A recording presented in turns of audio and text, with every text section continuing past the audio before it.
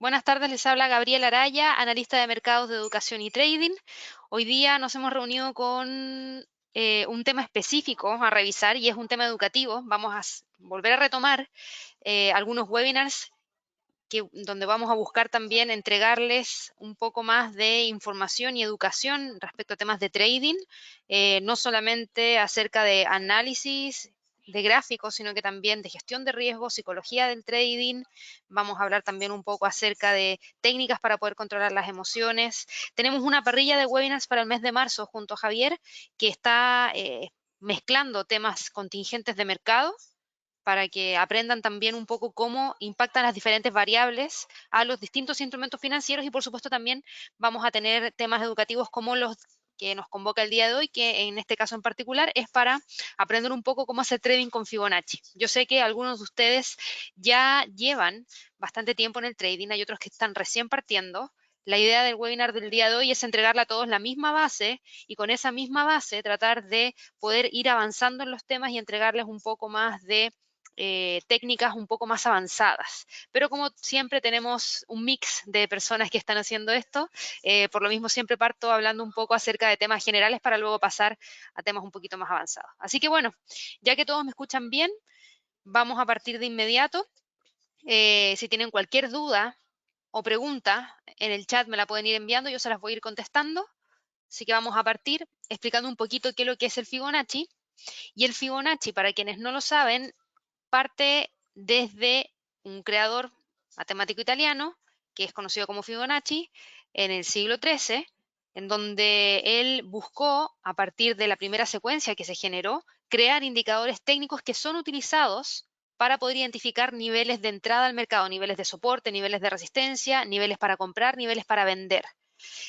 La gran pregunta que siempre me hacen es si existe una fórmula, perdón, específica que nosotros podamos utilizar para poder dibujar nuestros propios Fibonacci, y los números de Fibonacci en sí no tienen una fórmula específica, sino que como les dije en un principio, una secuencia numérica donde los números tienden a tener ciertas relaciones entre sí. Si se fijan, la primera parte de la secuencia no es 1, 2, 3, 4, 5, 6, ni son puros números primos, sino que partimos, por ejemplo, en 0, 1, 1, 2, 3, 5, 8, 13, 21 y así una serie de otros números más que nos van a permitir dibujar estos niveles.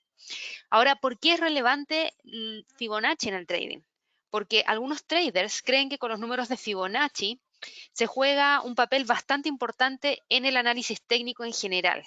¿Por qué? Porque como les mencioné en un principio, nos entregan niveles de soporte y de resistencia o niveles de precio específico que pueden ser utilizados para colocar nuestros take profit, que son los límites, o nuestros stops, que son los niveles en donde nosotros vamos a colocar nuestro seguro por si el precio se mueve en nuestra contra y salgamos asumiendo la pérdida en ese punto en particular, o también para poder identificar puntos de entrada.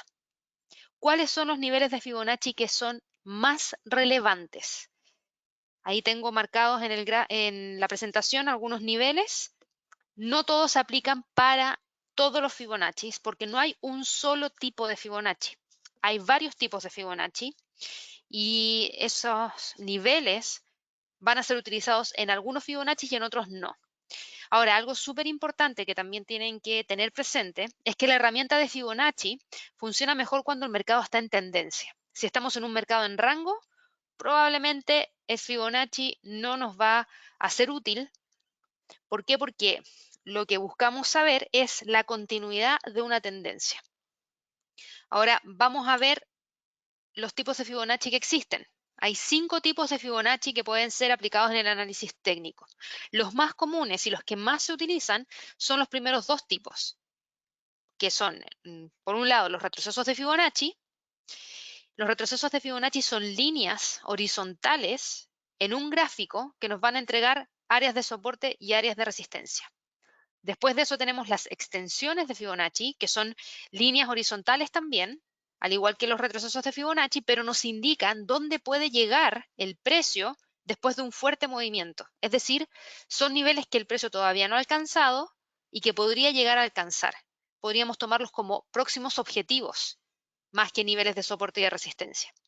Luego tenemos los arcos de Fibonacci, y los arcos de Fibonacci son movimientos tipo brújula que se originan entre un nivel alto o bajo que representan áreas de soporte y de resistencia. Yo voy a dibujar todo esto en un gráfico un poquito más adelante para que vean con ejemplos cómo se ven cada uno de ellos, ¿ya? Tenemos también los fans de Fibonacci, que quizás algunos no los han escuchado, que son líneas diagonales creadas usando un alto y un bajo, que representan también áreas de soporte y de resistencia. Y finalmente tenemos las zonas horarias de Fibonacci, que son líneas verticales que están diseñadas para predecir cuándo ocurrirán los principales movimientos de precio. Aquí no estamos hablando qué nivel va a alcanzar, sino que en qué momento lo va a alcanzar. Esa es la gran diferencia que tiene, por ejemplo, las zonas horarias de Fibonacci versus los retrocesos y las extensiones. Como les dije en un principio, hay dos tipos de Fibonacci que son los más utilizados, que en este caso son los retrocesos y las extensiones. Hoy día, en particular, nos vamos a enfocar en esos dos. ¿Por qué? Porque hay preguntas que muchas veces me hacen, que son, a mi parecer, básicas, que tienen que ver con cómo trazo un Fibonacci, cómo elijo el mínimo, cómo elijo el máximo, cómo elijo el retroceso. Y dado que esas preguntas, a mi parecer, son básicas, prefiero enfocarme en eso, enfocarme en explicarles dónde pueden encontrar puntos de entrada para comprar o para vender, dónde pueden encontrar puntos de salida para cerrar las operaciones, ya sea con ganancias o pérdidas, y luego ya más adelante, en los próximos seminarios que vamos a realizar, nos vamos a enfocar específicamente en los arcos de Fibonacci, en los fans y en las zonas horarias. Así que probablemente dentro de un par de semanas más van a encontrar un webinar especial en nuestro calendario de webinars que hable de Fibonacci usos avanzados. Y esos usos avanzados van a acoplar esos tres tipos de Fibonacci que no vamos a ver el día de hoy. Así que bueno, con los retrocesos de Fibonacci. Los retrocesos de Fibonacci, ¿qué nos muestran? ¿Por qué nosotros usamos retrocesos de Fibonacci? ¿Por qué yo uso retrocesos de Fibonacci? Porque en realidad es una de las herramientas que suelo utilizar bastante, porque en estos 9 años de experiencia que tengo me he dado cuenta que hay niveles que efectivamente se respetan. ¿Y se respetan por qué? Porque no soy la única que está usando los niveles de Fibonacci. Así como yo, hay otros traders que están usando esta misma herramienta y muchos de ellos quizás lo están trazando de la misma manera que yo. Entonces, si todos estamos mirando lo mismo, es bastante probable que el precio trate de respetar esos niveles que nos arroja el Fibonacci, ya sea como soportes o como resistencia. Así que estos niveles que el precio podría alcanzar son relevantes. Cuando hablamos de retrocesos, lo que nos está mostrando el Fibonacci, el retroceso de Fibonacci, son niveles que el precio podría tratar de alcanzar cuando retrocede después de un movimiento fuerte, ya sea hacia el alza o hacia la baja. Por ejemplo, si dibujo acá un poquitito, ustedes tienen una tendencia hacia el alza, como esta, por ejemplo, que estoy trazando acá, y algunos de ustedes van a dibujar un Fibonacci, desde este mínimo a este máximo si es que es una tendencia alcista, ¿ya? Cuando hagan eso, les van a aparecer aquí los niveles de Fibonacci. Lo que nos muestran son cuánto podría retroceder el precio antes de continuar con el movimiento hacia el alza. Podría ser en el primer nivel, podría ser en el segundo nivel que el precio caiga, o podría ser en los siguientes niveles, pero la idea es esa, saber cuánto podría retroceder el precio después de un movimiento hacia el alza para luego continuar moviéndose hacia el alza. De esta manera se traza el Fibonacci cuando estamos frente a una tendencia alcista. Solamente tenemos que identificar un mínimo y un máximo. Así de simple, no más que eso. Si tenemos una tendencia bajista, entonces ahora nosotros lo vamos a trazar desde un máximo a un mínimo. Tenemos un movimiento que se da de esta manera, ¿cierto? Y nosotros vamos a tomar este máximo que está acá, este mínimo que está acá, vamos a trazar nuestro Fibonacci y nos va a arrojar los niveles de la siguiente manera. ¿Qué nos va a decir ahora este Fibonacci que está trazado en base a una tendencia bajista? ¿Cuánto es lo que podría retroceder el precio antes de continuar cayendo? Podría ser en el nivel 1, en el nivel 2 o en el nivel 3. Estos niveles no se llaman 1, 2 y 3. Yo solo le estoy diciendo 1, 2 y 3 para que entiendan en forma general cómo trazar un Fibonacci. Pero estos niveles tienen un porcentaje. ¿Cuáles son los niveles relevantes? Estos son los niveles relevantes. ¿Qué significan estos niveles? Por ejemplo, si tenemos Fibonacci de la siguiente manera. Por lo general tenemos esta cantidad de Fibonaccis. 1, 2, 3, 4, 5. Y si lo trazamos hacia el alza, vamos a tener acá el primer nivel, que va a ser del 23.6% del Fibonacci. Segundo nivel, del 38.2% del Fibonacci, que es este de acá. El tercer nivel va a ser el 50% del Fibonacci. El cuarto nivel va a ser el 61.8% del Fibonacci. Y el quinto nivel va a ser el del 76.4% del Fibonacci. ¿Qué significa esto?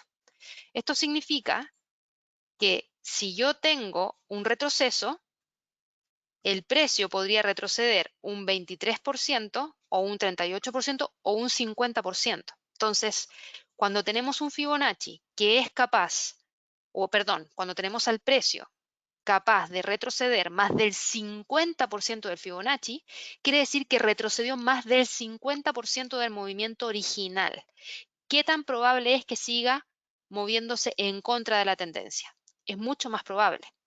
Es mucho más probable porque ya logró caer o subir más del 50% de lo que se había movido en un principio. ¿Ya? Voy a ir a un gráfico para explicarlo, porque si no queda todo en el aire y se entiende muy poquito. Aquí, por ejemplo, Víctor me coloca 50%, es uno de los más utilizados para identificar pullbacks. Es correcto, es uno de los más utilizados para identificar pullbacks porque, vuelvo a repetir, ¿qué tan probable es que siga cayendo? Entonces, si tú vas y trazas un Fibonacci, por ejemplo, aquí yo tengo trazado uno en el gráfico del oro, en gráficos diarios, desde el mínimo al máximo, tomando esta oscilación mínima, esta oscilación máxima, y en este momento yo no veo ningún nivel porque no lo tengo marcado aquí en el gráfico.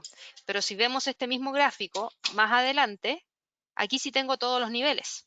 Y si ustedes se fijan, es el mismo gráfico del oro, diario, trazado desde el mínimo que está acá, desde el máximo que está acá, y ahora sí tengo los niveles puestos en la gráfica.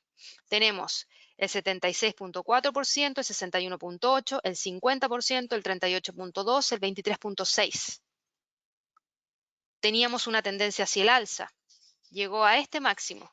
El precio retrocedió y cuando retrocedió, fíjense que no tuvo ningún problema en romper los 1655, que era el 23.6% del Fibonacci. Este nivel no es difícil de romperlo cuando el precio retrocede. De hecho, por lo general suele romperlo. Pero cuando estamos hablando de estos tres niveles del medio, que fue los que mostré en la diapositiva anterior, estos son más difíciles de quebrar. Y si se fijan, tenemos un retroceso y cuando el precio chocó en el 38.2% del Fibonacci, el precio logró respetar ese nivel y moverse nuevamente hacia el alza, pero cuando se movió hacia el alza, se fijó en los 1660 y ahí se detuvo. Luego tuvimos, obviamente, eventos fundamentales que han estado impactando el precio del oro en estos últimos días que han generado mayor volatilidad y eso ha llevado a que también se puedan romper niveles de soporte y de resistencia como los que vimos hace un par de días atrás. Y eso fue lo que pasó exactamente acá, cuando el precio cayó.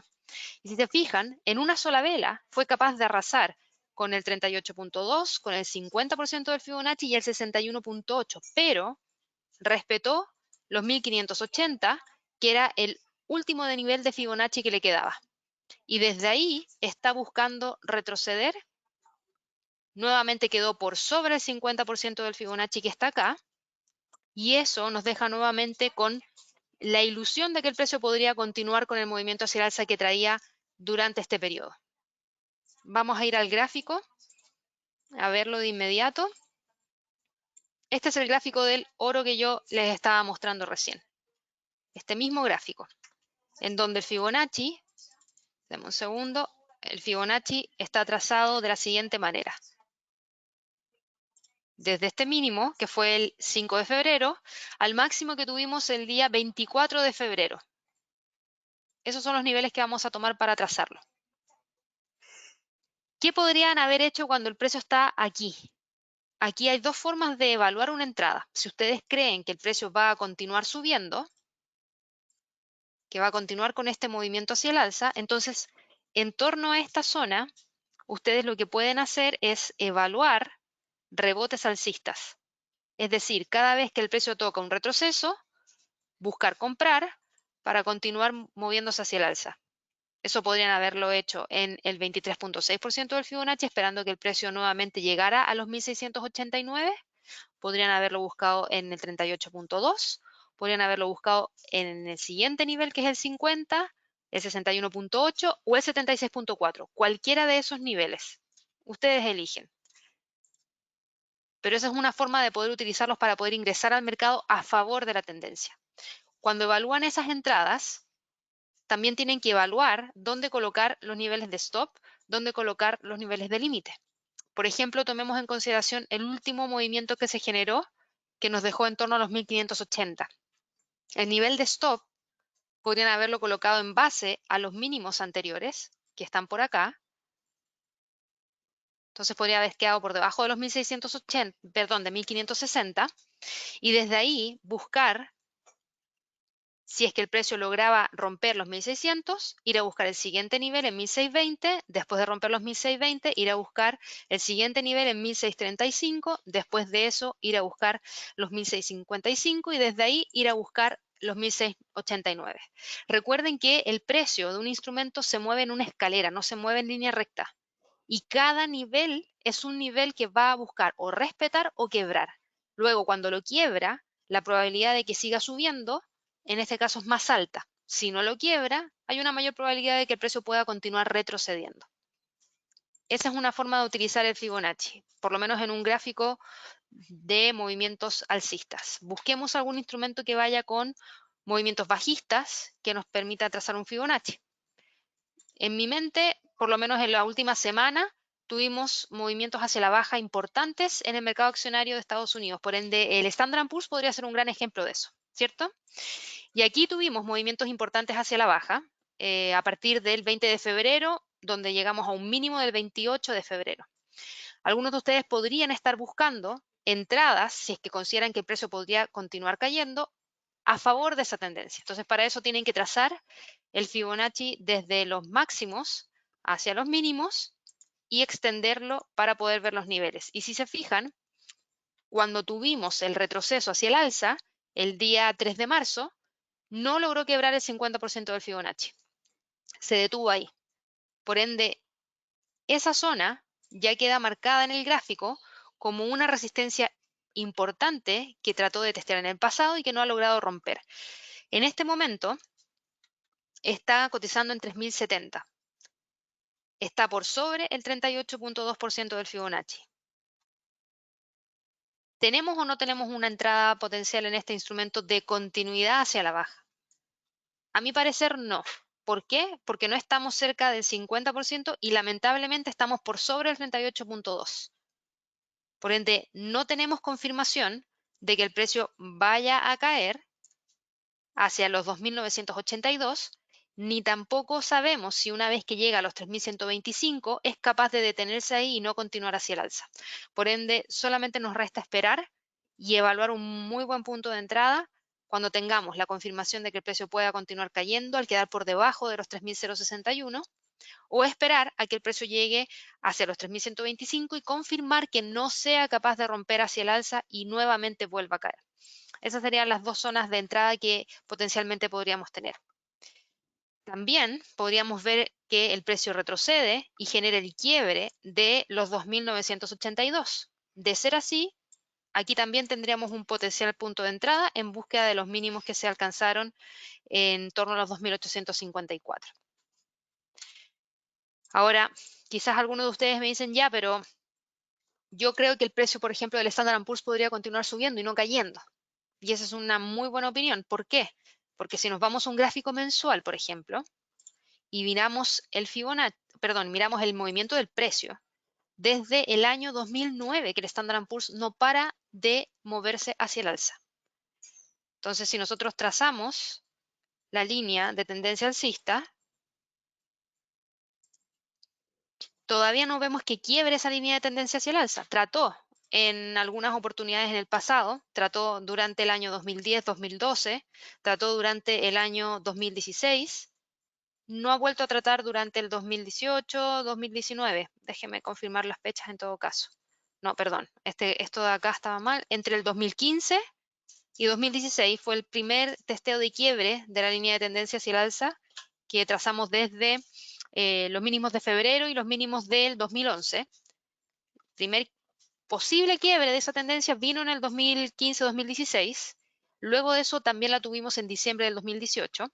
Y ahora estamos a la espera de ver si es que efectivamente vamos a tener algún cambio de tendencia importante o no para el Standard Poor's. Tenemos temas muy importantes que en estos momentos están generando mayor retroceso para las bolsas en general, que tienen que ver con la propagación del coronavirus y la incertidumbre que hay respecto al crecimiento que podría tener China en este primer trimestre, que ya muchos están evaluando que sea un crecimiento, en realidad que no haya crecimiento, que esté en territorio negativo, lo que dificultaría mucho que China logre alcanzar a final de año, del 2020, un crecimiento de un 5,6%. Entonces, eso es algo que tenemos que estar evaluando porque a raíz de lo mismo hemos tenido cambios en la política monetaria de los principales bancos centrales. Ya conocimos Australia, como les mencionaba en el video de mercado en 5 minutos hoy día en la mañana, Australia el día lunes con 25 puntos base, la Fed ayer de sorpresa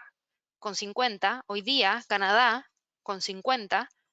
Tenemos todavía que conocer decisiones de tasas de interés por parte del Banco de Inglaterra, por parte del Banco Central Europeo. Así que hay mucha información. Hoy día el mercado efectivamente se está moviendo hacia el alza. ¿Por qué? Porque hemos visto que China ha logrado contener en cierta medida el coronavirus porque no hay una propagación tan fuerte como la que hubo a principios de esta noticia. Pero ahora el problema está en que los países fuera de China no están logrando contener de manera rápida la propagación, por ejemplo, el caso de Italia, que ha tenido que hoy día informar que cierran todas las escuelas y universidades para tratar de evitar que se siga propagando el virus. Eso mismo podría ocurrir en otros países, como Estados Unidos, que ya reporta varios casos de coronavirus. Así que hay que ver qué es lo que ocurre, es una noticia en desarrollo y obviamente eso afecta al Standard Poor's. ¿Y por qué hablo de esto? Porque el Fibonacci podría ser bastante útil para poder identificar puntos en los cuales el precio rebota o genera cambios de tendencia importantes. Entonces, por un lado tenemos esta línea de tendencia hacia el alza y por otro lado también podríamos trazar un retroceso de Fibonacci de más largo plazo, tomando esos mínimos del 2019, tomando esos máximos del 2020. Y si se fijan, nuestro primer nivel de Fibonacci más importante es la zona de los 2752. Nosotros podríamos dejar marcado eso en el gráfico y ponernos a evaluar posibles entradas a partir de lo mismo. ¿Por qué? Porque si esto continúa moviéndose de esta manera, ¿podría llegar a los 2752? Sí, podría llegar a los 2752. ¿Cuándo? No sabemos cuándo.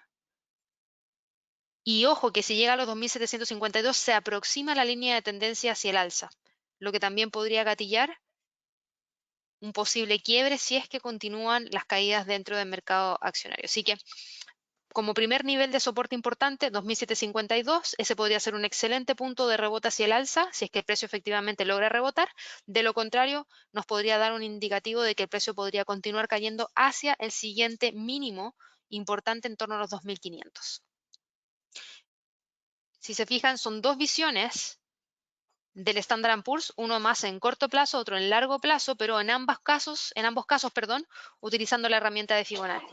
Entonces, si dejamos eso en el gráfico, fíjense que ya vemos acá los 2.753 marcados, ya vemos que el precio llegó a 2.854, vemos ahora que respeta los 3.125 y la pregunta ahora es, ¿qué es lo que va a pasar con el precio en estos próximos días? ¿Se queda dentro de esta zona de congestión o logra definir si es que continúa con las caídas o ya de manera definitiva logra buscar los próximos máximos que teníamos anteriormente?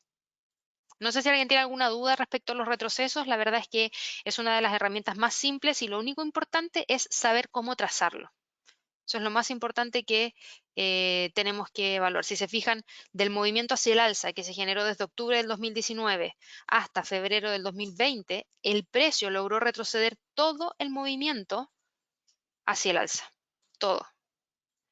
Perfecto. Vamos entonces ahora a aquí tengo una pregunta que me hace John. John me dice, ¿el mínimo y el máximo debe estar en el mismo año? No, no necesariamente. Jonathan me dice, ¿usé la herramienta de extensión? No. Usé la de retroceso, que está acá, mira. Es esta de acá. Fibonacci Retracement. Ahora les voy a explicar cómo se utiliza la herramienta de extensión de Fibonacci. Me pregunta Víctor, para dibujarlos a las mechas de las velas o los cuerpos, uso los máximos y los mínimos. Por ende, los máximos y los mínimos me los arroja las mechas, no los cuerpos. Recuerda que las mechas te arrojan cuál es el máximo y el mínimo en un periodo en particular. El cuerpo te arroja el precio de apertura y el precio de cierre de la vela. Yo en este caso usé las mechas. Voy ahora con las extensiones de Fibonacci. En el caso de las extensiones de Fibonacci, o las expansiones también, se conoce de ambas maneras, la diferencia que tiene es que nos muestra los niveles que vimos de retroceso, pero también nos muestran los próximos niveles que el precio podría tratar de alcanzar si continúa con la tendencia original. Por ejemplo, si estamos en una tendencia alcista, vamos a ver los próximos niveles hacia el alza que el precio podría tratar de alcanzar una vez que logra sobrepasar el máximo que utilizamos para trazar nuestra expansión o extensión de Fibonacci. Entonces, ¿cómo se trazan? Como vemos aquí en el gráfico, tenemos un mínimo, tenemos un máximo y luego tenemos que buscar un nuevo mínimo, que en este caso sería un retroceso, que se tuvo en el precio. Este es el mismo gráfico del oro, pero en esta oportunidad, dado que ya vimos que el precio retrocedió y luego volvió a retomar el movimiento hacia el alza, podemos trazarlo de esta manera, uniendo estos puntos. Cuando hacemos eso, nos arroja los niveles que el precio podría tratar de alcanzar y luego próximos niveles. Entonces, voy a explicar un poco aquí el dibujo. Teníamos el punto inicial, el punto intermedio, que es el máximo, y el punto final para nuestro dibujo de Fibonacci. Este va a ser el nivel de soporte que está utilizando ahora y por lo mismo lo trazamos como el final de nuestro dibujo de expansión de Fibonacci. Luego de esto, si se fijan, vimos que hubo una continuación de tendencia hacia el alza, pero cuando tuvimos esa continuación de tendencia hacia el alza, llegó a un nivel que no logró quebrar. Y ese nivel fue el del 61.8% del Fibonacci, en 1650. Ahora estamos parados justamente ahí, en 1642. Por lo menos hace 20 minutos atrás estamos parados en 1642. Y aquí es donde tenemos varias preguntas. La primera pregunta es saber si va a lograr quebrar esa zona. ¿Por qué? Porque si lo logra hacer, ya se traslada hacia los 1671 y de ahí, si logra quebrar esta zona, el próximo nivel que nos arroja el Fibonacci está en 1704, por sobre los máximos que se tuvieron el día lunes 24 de febrero. Luego, como estamos parados aquí, también podríamos tener lo siguiente. Este es nuestro nivel de soporte más cercano, 1633. Si logra quebrar esa zona, entonces ya nuestro próximo nivel de soporte lo arroja el próximo nivel de Fibonacci en 1617. Entonces vámonos al gráfico. Y de hecho vamos a buscar otro gráfico porque este es el ejemplo de cómo trazarlo, se los muestro de inmediato. Vamos a borrar aquí el retroceso y les voy a mostrar la expansión. La expansión es, o extensión, vuelvo a repetir, va desde el mínimo al máximo y al retroceso que ustedes determinen. Y si se fijan, tuve niveles entre medio, que son los que está testeando ahora, y tengo niveles hacia arriba. Y niveles hacia arriba son 1704, 1792, 1934. Ahora, estamos hablando de movimientos muy, muy extendidos hacia arriba. Ustedes podrían configurar estos niveles de Fibonacci para agregar o quitar algunos niveles dependiendo de lo que les permita la plataforma o el broker que estén utilizando en este caso.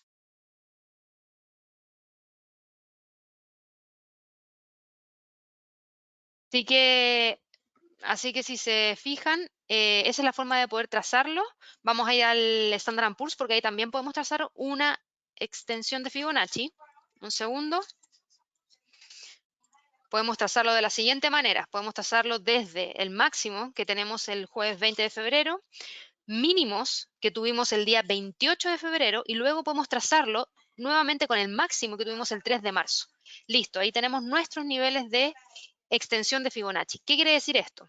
Que si el precio continúa con las caídas, rápidamente podría ir a buscar como próximos niveles, una vez que logre generar el quiebre del mínimo, la zona de los 2.804, luego la siguiente zona en 2.727, luego de eso los 2.595. ¿Ya? Funciona un poco distinto, pero es más o menos similar. Y la idea de esto es poder alcanzar niveles superiores o niveles inferiores dependiendo de la tendencia, ya sea hacia el alza o hacia la baja. Tengo aquí una pregunta que me hizo Steven. ¿Podrías explicar nuevamente desde dónde proyectas el retroceso de Fibonacci? Voy a buscar varios ejemplos. A ver, veamos el euro dólar. Este es el euro dólar. Primera pregunta que te tienes que hacer tú, Steven. ¿En qué periodo de tiempo te gusta operar? ¿Operas con swing? ¿Operas con day trading? ¿Operas en scalping? Esa es una pregunta súper válida. ¿Por qué? Porque dependiendo de esos periodos es qué gráfico tú vas a usar. Yo, por ejemplo, como analizo el mercado y escribo algunos artículos, uso gráficos diarios. Entonces, para el gráfico diario, yo en lo que me voy a fijar es en el movimiento de más corto plazo que tenga a mano. Y en este caso, si lo que estoy mirando es, en este momento, un retroceso en el euro dólar, quiero saber cuánto es lo que puede retroceder el precio. Entonces, para eso, agarro un retroceso de Fibonacci, lo tomo desde el mínimo del 20 de febrero, lo uno con el máximo del 3 de marzo y trato de ver cuáles son mis próximos niveles. En este caso, el primer nivel lo está respetando, que son los 1.11,10, y el próximo nivel lo tenemos en 1.10,47. Si quiebra el 23.6, mi próximo nivel estaría en 38.2%. Hice esto ¿por qué? Porque quiero saber cuánto es lo que podría retroceder hoy día el euro dólar luego de haber tenido más de 2 semanas de movimientos hacia el alza. Y esas 2 semanas de movimientos hacia el alza partieron exactamente el 21 de febrero. Así usé el Fibonacci. Ahora, si tú me dices que eres scalper, entonces tú te vas, por ejemplo, al gráfico de la libra dólar y tú operas por lo general en gráficos de 5 minutos, entonces yo sugiero siempre que busquen un gráfico de 30 minutos para poder tener una idea más general de lo que está haciendo el precio y luego irse al gráfico de 5 minutos para las entradas. Y en este caso, si tú te fijas, lamentablemente la libra dólar no tiene una tendencia muy clara. ¿Por qué? Porque tenemos un techo en los 1.28,30, que es acá, y tenemos un piso que también ha respetado, que está acá.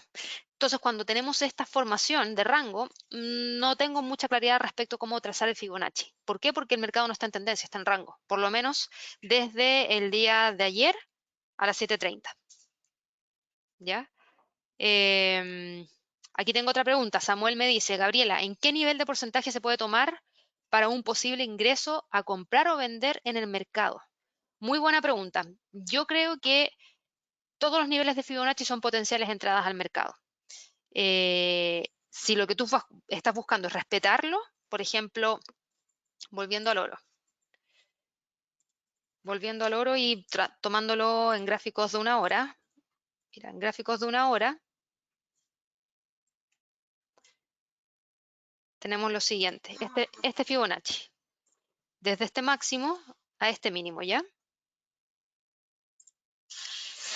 Tú me dices, ¿qué niveles son importantes para una entrada? Primero, te hago la primera pregunta. ¿Hacia dónde crees que se va a mover el oro? ¿Hacia el alza o hacia la baja? Porque tienes que tener una definición. O vas a comprar o vas a vender. Para eso tú puedes tomar fundamentales, para eso tú puedes analizar el gráfico diario, para eso tú puedes fijar el gráfico mensual, utilizar el gráfico mensual, pero la idea es que tengas una opinión. En este caso, y dado que estoy mirando el gráfico de una hora y veo que la tendencia, por lo menos desde el día 24 de febrero, va hacia la baja y el precio está detenido en el 61.8% del Fibonacci, aquí tengo dos opciones para entrar. Primero, el primer punto es este, los 1660. Fíjate que lo ha respetado muy, muy, muy bien.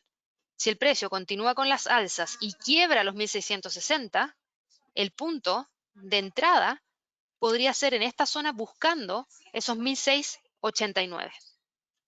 Tu stop podría estar por debajo de ese nivel. ¿Por qué? Porque si el precio quiebra y luego vuelve a caer, existe una probabilidad de que busque nuevamente los 1641 y tenemos que darnos cuenta muy rápido de que entramos mal al mercado y es mejor salirse que quedarse aguantando una pérdida que quizás podría convertirse en mayores pérdidas a futuro, ¿ya? Esa es una forma, esperando que el precio se mueva hacia el alza y que quiebre esa resistencia en los 1660.